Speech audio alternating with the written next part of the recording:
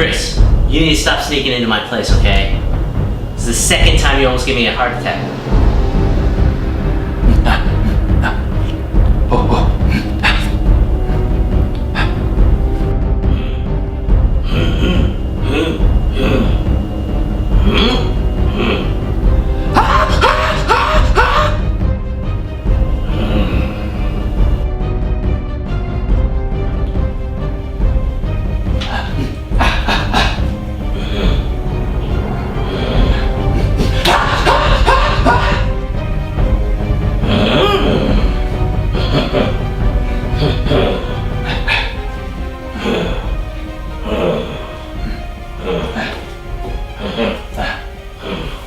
Boof. Boof. Why are we grunting?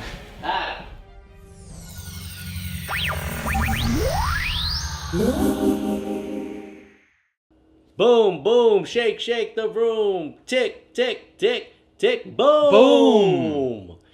It's the rude boy Juan Agadello, and back from the mainland is our main man, Chris Rao. And summer blockbusters are full steam ahead. This week, we're going to be taking a look at Matt Reeves' War for the Planet of the Apes, the third installment to the Ape franchise. Chris, fill us in. Thanks, Juan. Get your hands off me, you darn unkempt ape. Charlton Heston said something to this effect in the 1968 sci-fi classic Planet of the Apes, a film and subsequent film franchise that did not seem like it called for a reboot. After an underwhelming Tim Burton remake in 2001, audiences were skeptical when a reboot prequel trilogy was announced.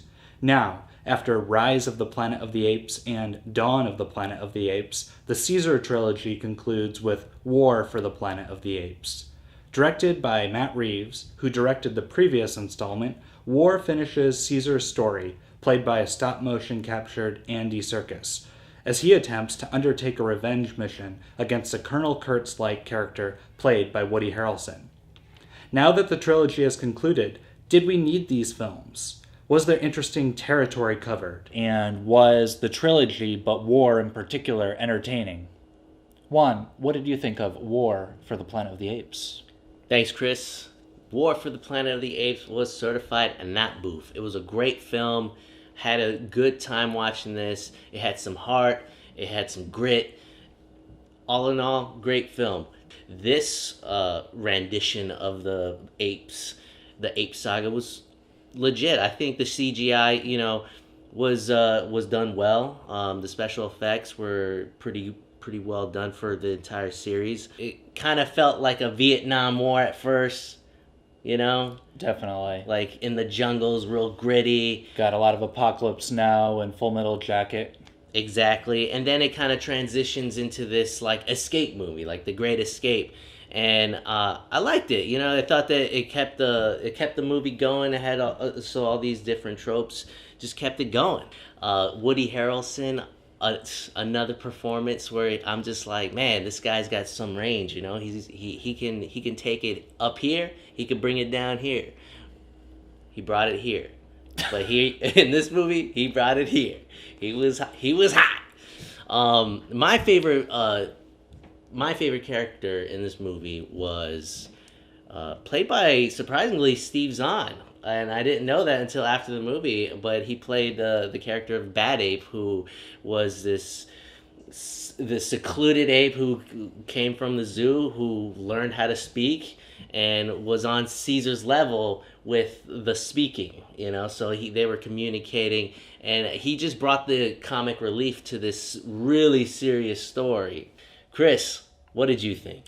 Well, I'm so glad to hear that you like this, Juan, because for me, this was a great film. It really was the full package, big blockbuster. I was glad to see a movie that deals with characters who are in the very classical kind of almost like Greek or Shakespearean sense of the word, dramatic archetypes and characters that have to deal with their flaws. Caesar He doesn't want to realize how much he's like Koba, the bad ape from the second film. But the more he goes through his journey in this movie, the more he realizes he might be similar. He might be endangering the ones that he loves. This movie is a technical marvel. I mean, I wouldn't say it's not just technically impressive. It's insane, how Caesar is completely lifelike, just how soulful I think all of these apes are. I think Steve Zahn is really great as Bad Ape, and Andy Serkis as Caesar.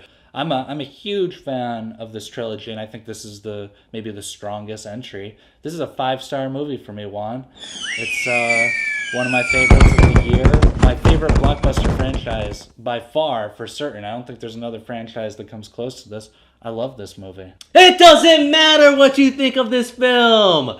I gave it 4.5 stars because it was cool, fun, action-packed, gritty, compassionate. He'll give anything 4.5 stars. I don't want a movie to set up I want a good movie now. I don't want a promise of a good movie later. I'm just saying, bro. This movie uses everyone. Great. There's not a wasted moment, not a wasted element or moment. It's fantastic. 5 stars. War. What is it good for?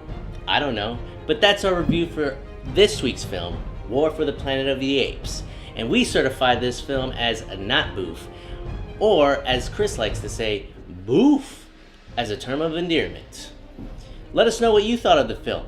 Click this icon right here and give us your star rating. As always, folks, get involved. Hit the like button, hit the subscribe button, leave a comment. Tell us what film we should review next.